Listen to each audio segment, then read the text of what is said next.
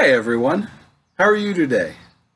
So we are going to be continuing our read aloud of The Silver Chair by C.S. Lewis. We're going to go ahead and read part 3 today. We're in the middle of the second chapter. Jill is given a task, and we ended where Jill decided to take the risk and come get a drink at the stream. I'm going to go ahead and start a few sentences before we finished yesterday, and we'll continue on.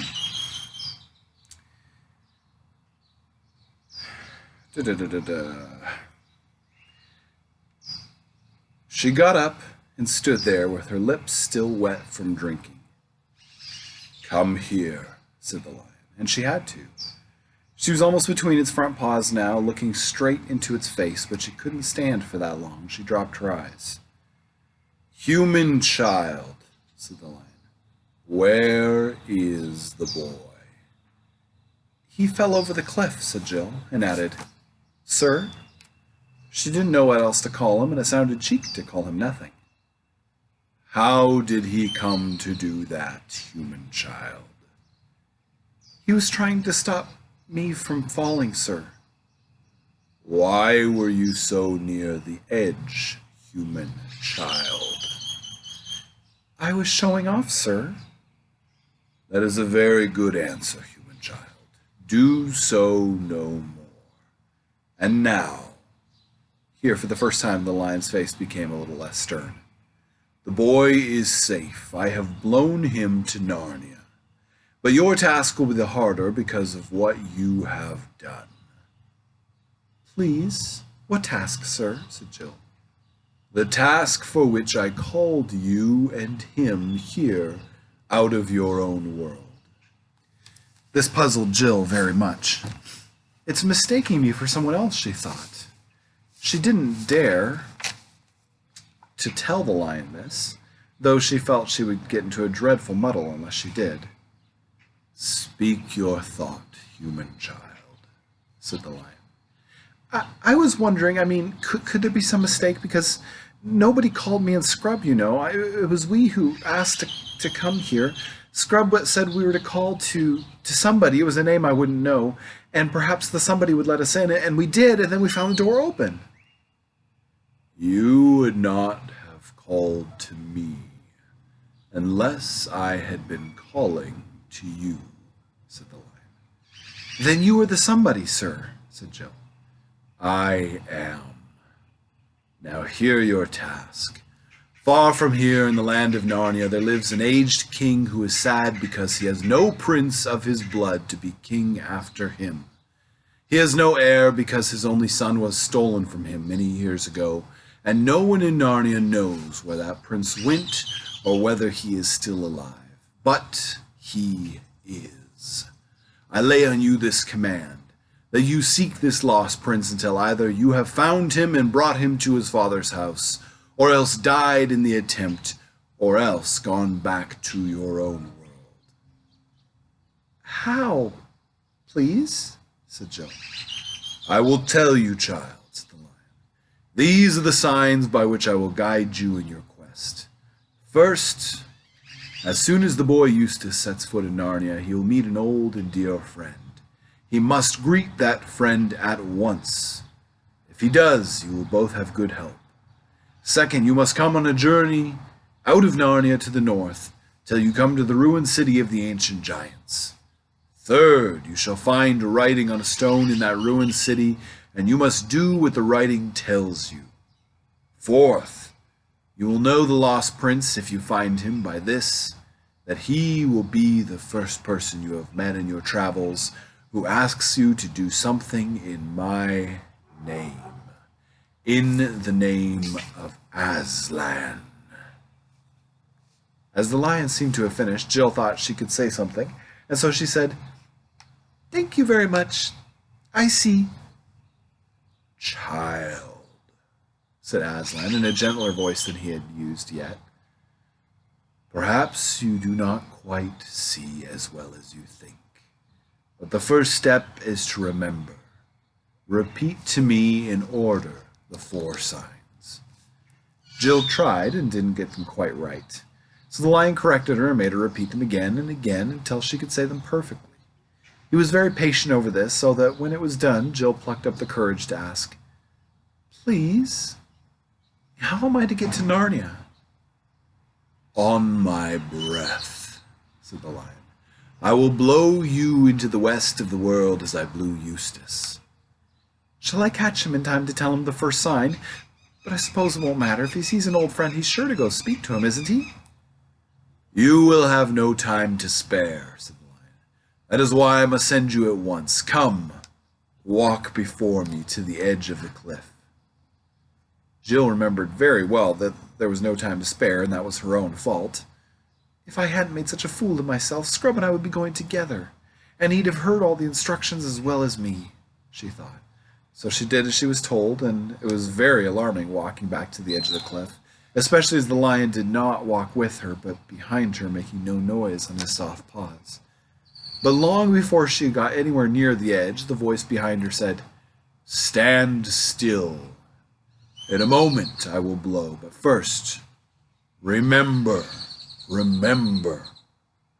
the signs. Say them to yourself when you wake in the morning and when you lie down at night, and when you wake in the middle of the night. And whatever strange things may happen to you, let nothing turn your mind from following the signs. And secondly, I give you a warning. Here on the mountain I have spoken to you clearly. I will not often do so down in Narnia. Here on the mountain the air is clear and your mind is clear. As you drop down into Narnia, the air will thicken. Take great care that it does not confuse your mind. And the signs which you have learned here will not look at all as you expect them to look when you meet them there.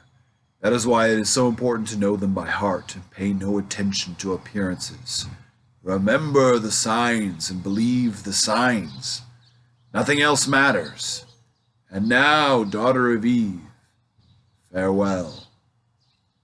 The voice had been growing softer toward the end of his speech, and now it faded away altogether, and Jill looked behind her, and to her astonishment, she saw the cliff already more than 100 yards behind her, and the lion himself a speck of bright gold on the edge of it. To her astonishment, she saw... She'd been setting her teeth and clenching her fists for a terrible blast of lion's breath, but the breath had been so gentle that she hadn't even noticed the moment when she had left the earth. And now there was nothing but air for thousands upon thousands of feet below her, and she felt frightened for only a second. For one thing, the world beneath her was so far away that it seemed to have nothing to do with her. For another, floating on the breath of a lion was so extremely comfortable. She found she could lie on her back or on her face or twist any way she pleased, just as you can in water if you've learned to float well. And because she was moving at the same pace as the breath, there was no wind, and the air seemed beautifully warm. It was not in the least like being on an airplane, because there was no noise and no vibration. If Jill had been in a balloon, she might have thought it was more like that, only better. When she looked back now, she could take in for the first time the real size of the mountain she was leaving. She wondered why a mountain so huge as that was not covered with snow and ice. But I suppose all that sort of thing is different in this world, thought Jill. And then she looked below her, but she was so high that she couldn't make out whether she was floating over land or sea, nor what speed she was going. "By Jove, the signs!" said Jill suddenly. "I'd better repeat them." She was in a panic for a second or two, but she found that she could say them all correctly. "So that's all right," she said, and lay back on the air as if it was a sofa with a sigh of contentment. "Well, I do believe," said Jill to herself hours later, "I've been asleep. Fancy sleeping on air. I wonder if anyone's ever done it before. I don't suppose they have. Oh, bother, Scrub probably has, on this same journey a little before me. Let's see what it looks like down below." And what it looked like was an enormous, very dark blue plain, and there were no hills to be seen, but there were biggish white things moving slowly across it. Those must be clouds, she thought, but far bigger than the ones she saw from the cliff. I suppose they're bigger because they're nearer. I must be getting lower. Bother this sun. The sun, which had been high overhead when she began her journey, was now getting into her eyes, and this meant it was getting lower ahead of her. Scrub was quite right in saying that Jill, I don't know about girls in general, but Jill didn't think much about the points of the compass. Otherwise, she would have known when the sun began getting in her eyes that she was traveling pretty nearly due west. Staring into the blue plain below her, she presently noticed that there were dots of paler, brighter color in here and there. It's the sea, thought Jill. I do believe those are islands. And so they were. She might have felt rather jealous if she had known that some of them were islands in which Scrub had seen from the deck of a ship and even landed on, but she didn't know this. And then later on she began to see that there were little wrinkles in the blue flatness, little wrinkles which must be quite big ocean waves, if you were down among them.